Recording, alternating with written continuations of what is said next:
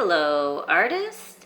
Today we are going to work on still life, which means objects on a table. So we're going to be drawing from life just what we see. And we're going to maybe use our imagination to change it a little bit, but we're also going to try to make it look like we see it in real life. So today we're going to look at the artist Henri Matisse. These are two of his pieces right there. Something you might notice about them is that it's objects which are not moving. Here's a picture of Henri Matisse. He was a painter and he also made stained glass windows. He made ceramics and he did a little bit of other sculpture.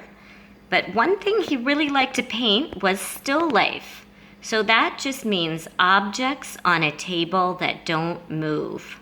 Maybe you've seen this painting before. It's called The Goldfish. Catchy title, huh? Surprise, surprise. So we can see the goldfish bowl. We see there's some plants around it. And something else you're going to notice about this piece is there's lots of patterns on the walls. So we're going to be thinking about that when we make our own artwork today. You might have seen these pieces before in the art room. These are Henri Matisse's collage pieces. So these were made a little bit later in life, but today we're going to talk about his still life work. Here is another one.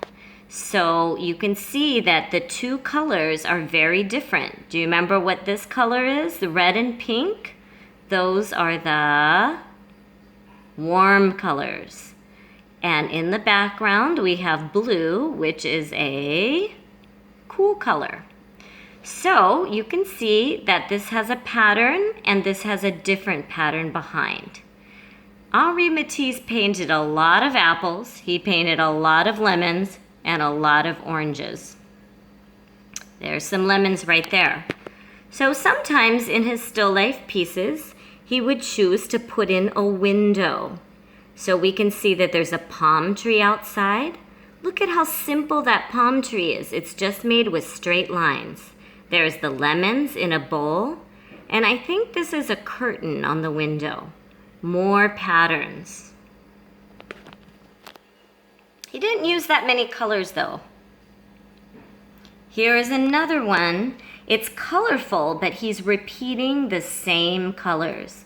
You can see that the same color blue and the purple color and the green on the tablecloth is all repeated in this flower bowl right here.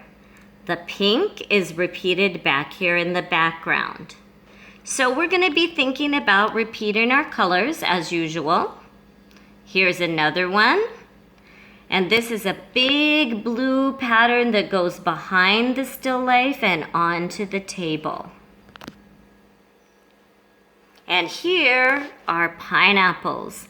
Henri Matisse painted so many pineapples. We have a lot of pineapples in Costa Rica. So your next step is to go to your refrigerator and see what you have in there that you can draw and paint today. So I have some mandarinas, I have some star fruit, and I have a mango. And that mango is going to be a lot of fun because you can see there's so many different colors in there. We're not just going to make it red and green. It's going to have a lot of different colors. All right, time to start our piece of art. You're going to need, as usual, a piece of paper and a pencil to begin with. I haven't said hi yet today, so hi. Hope everybody's having a good day. Okay, so the first thing you're going to need to do is to make a horizontal line on your paper. You should use a book or a ruler to make a straight line. Then you're going to work on drawing your fruits and vegetables. So step 2, you're going to do everything with pencil and you're going to make it nice and big so it fills the space. Now here's the trick. I want you to draw something that goes over top of the line. And I want you to overlap your objects. That means one is going on top of the other.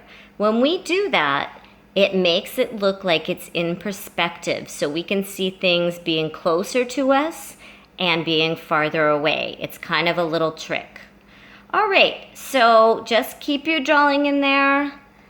Try to do some overlapping. Make your fruits and veggies big. If you want to add a little plant in there, you could add a plant if you like, or a dish, anything, a vase, whatever you like to do. So after you get this part finished, now you're going to erase the line that goes through your fruits and vegetables. And then you're going to start coloring. If any of your fruits and vegetables are overlapping, you're going to erase that little line right there. Now it's time for the coloring part. Remember, you're the artist. If you don't want to make those oranges orange, you can make them purple, you can make them green. I did choose to make mine orange. But I was also thinking about my oranges aren't just one color. If you look at them, you can see they've got bruises on them. I can see shadows. Look at my star fruit. It has brown on it. It has green. It has light parts and dark parts. And wow, that mango sure is colorful. Looks like it's been around the block a little bit.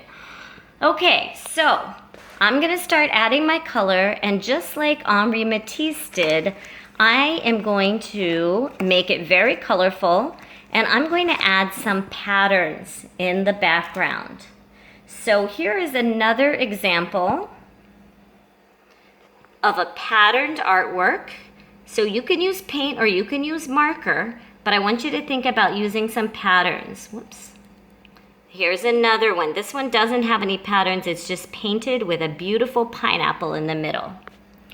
Okay, so I'm going to make my patterns on the tablecloth, and I'm just making some little designs to fill up my space here. And then in the background, I'm gonna make this light blue, and then I'm gonna put some darker colors. So remember, this is a little tip. Trace, do your outlining, and then you're gonna color around it. It's a lot easier to do things that way.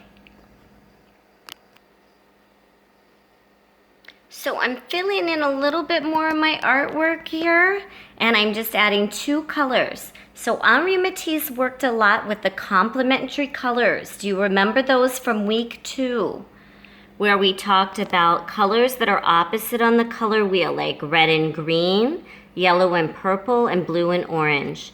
Maybe you want to try that in your artwork. Okay, have fun with your still life, and I'll see you next week. We're going to do something else with the fruits and vegetables. It's going to be a little surprise. All right, bye-bye.